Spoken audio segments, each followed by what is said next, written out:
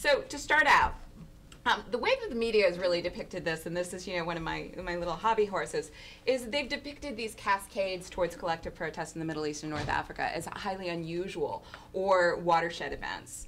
And I think, you know, as Mark has already suggested, these are actually things that we see recurring over and over again. And so almost all of us as regional specialists can point to similar kinds of waves occurring at points in the past.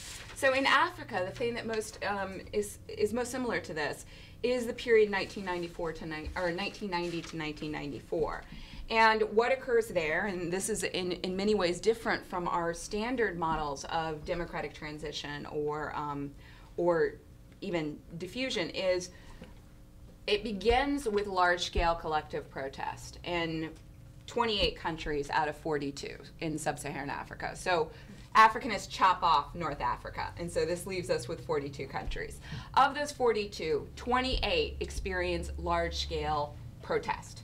A lot of this has a political component, but not all of it. Some of it is limited to sort of food riots and other things that may have some political content, but isn't necessarily political protest. Of those 28 countries, all 28 implement political reforms. Of the countries that do not experience large-scale political protest, you do not get political liberalization. So, you know, there's this very stark kind of connection between protest, which originates before any kinds of divisions in the state, and political outcomes. We have this sort of wave of protests. We have this sort of massive swing towards political reform and political liberalization in the countries that experience protest.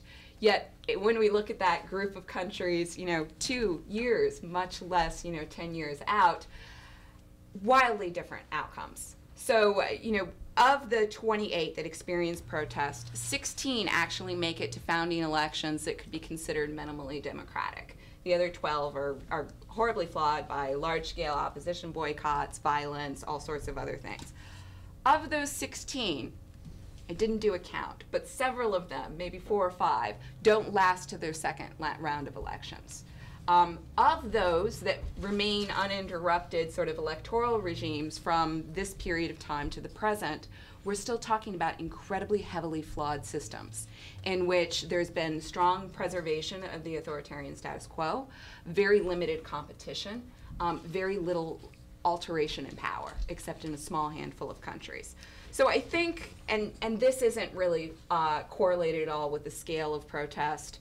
I would argue it's correlated somewhat with the organization of protest, but you know, there's huge variation, and we don't really know what produces that variation. I think as we look at the Middle East and North Africa, we want to focus on institutional quality. So, you know, when I look at Libya, it reminds me incredibly strongly, and I don't think anyone is going to like this parallel, of Zaire.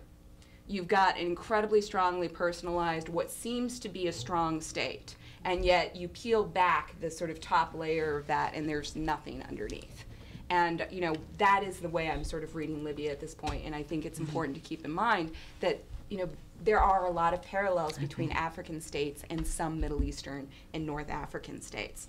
The second thing we should keep in mind is a lot of these protests, in stark contrast to Eastern Europe, do seem somewhat leaderless. And this means in a lot of cases this lack of organization and this lack of ability to sort of produce strong contestants for power. This is something that in Sub-Saharan Africa has allowed incumbents to manage transitions very well, and often to reinvent themselves as opposition leaders. And so we've gotten this preservation again of authoritarian status quo despite what appears to be change.